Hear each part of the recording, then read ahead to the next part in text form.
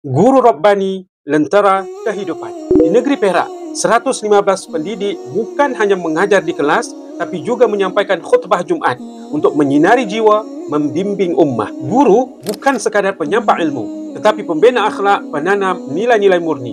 Seperti mana tema khutbah pada hari ini, Guru Rabbani.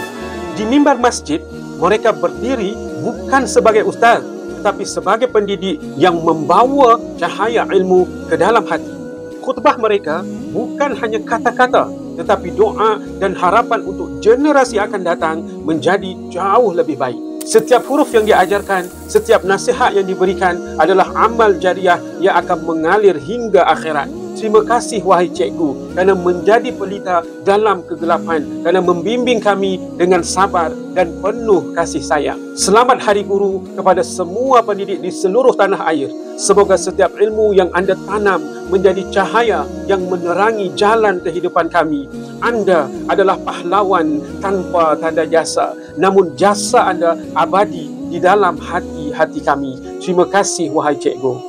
Jangan lupa follow, like, comment and share. Semoga ramai yang dapat manfaat.